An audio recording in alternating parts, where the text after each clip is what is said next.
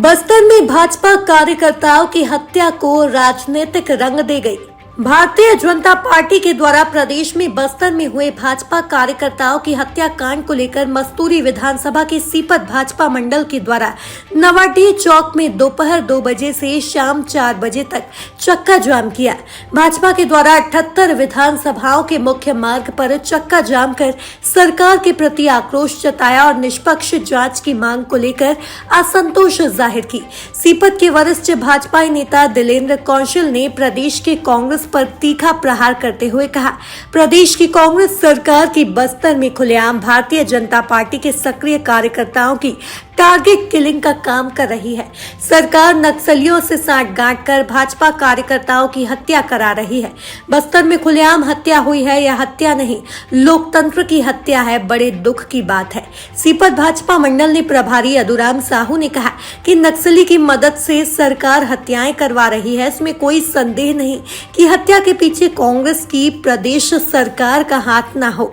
बलौदा सीपत बिलासपुर मुख्य मार्ग पर चक्का जाम होते हैं, दोनों तरफ वाहनों की लंबी कतार लग गई। व्यवस्था ठीक करने में स्थानीय पुलिस को भी काफी मशक्कत करना पड़ा है।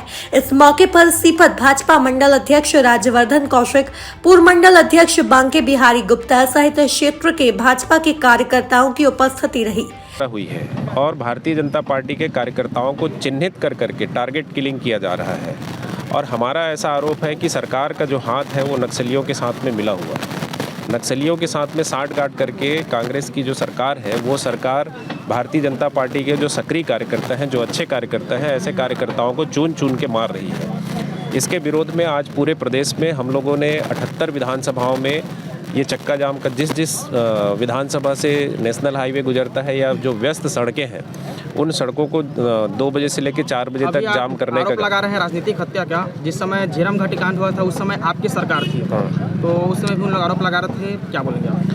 उसकी जांच कमेटी बनी है, एनआईए से जांच हो रहा है और उसका जांच रिपोर्ट भी आ गया है। सरकार से मांग किया गया है कि सरकार उस रिपोर्ट को सदन के पटल पर रखे, पर भूपेश बघेल जी उस रिपोर्ट को सदन के पटल पर आज तक नहीं रखे हैं और क्यों नहीं रखे हैं ये भी एक बड़ा सवाल है। क्या उस हत्याकांड में भी कांग्रेस के लोगों की ही मिलीभगत थी या कांग्रेस के लोगों ने ही अपने नेतृत्व को नक्सलियों के साथ में मिल के षड्यंत्रपूर्वक हत्या करवाया था? इस बात की भी सदन पे जानकारी रखनी चाहिए। अभी जो हत्या हुई है राजनीतिक हत्या, उसको आप लोग बता रहे हैं। जवानों की जब हत्या होती है तो न कांग्रेस की पार्टी सड़क पर दिखती है न भाजपा की पार्टी, ऐसा क्यों होता है?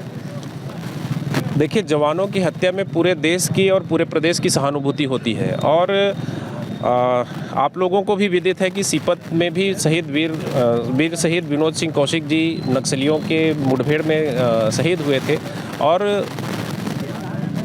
नक्सलियों से लड़ते हुए, चूँकि सरकार का एक पॉलिसी था, सरकार की एक पॉलिसी है कि नक्सलियों को या आतंकवादियों को लड़ के उनको समाप्त करना है और समाप्त करने के हिसाब से जब नक्सलियों से लड़ते हैं हमारे जवान तो मुठभेड़ में दोनों तरफ से जनहानि होती है और हमारे जवानों का भी शहादत होता है और वो कोई राजनीतिक सरकार किसी भी की हो लेकिन नक्सली विपक्ष को ही टारगेट करते हैं, क्या मानते हैं आप? नहीं, ऐसा नहीं है। भारतीय जनता पार्टी की सरकार थी तो वहाँ के सांसद दिनेश कश्यप के भाई पूर्व सांसद बलीराम कश्यप जी के पुत्र को भी, केदार कश्यप जी जो मंत्री थे उनके भाई को भी नक्सलियों ने मारा था।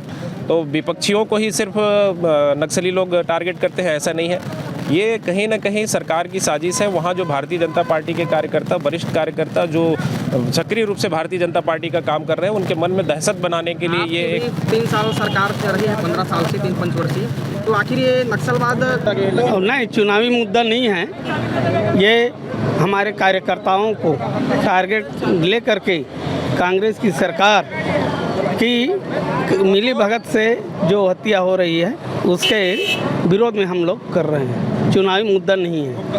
कितने दिनों बाद अभी आपकी जो पार्टी जागी है, कितने दिन तक अब क्या कर रहे थे? 15 साल आपकी सरकार नहीं, अभी अंतिम जब चुनावी वर्ष है तो इस तरफ का नहीं, अभी 1 महीने के अंदर 4 कार्यकर्ताओं का हत्या हुआ, इसलिए हमको ये हो सकता है राजनीतिक षड्यंत्र आपके पार्टी के द्वारा भी हो सकती है। नहीं, ऐसी बात नहीं है। चुनावी लाभ पहुँचाने की नहीं, चुनावी लाभ नहीं है। बिलासपुर संभागीय ब्यूरो प्रदीप पांडे की रिपोर्ट।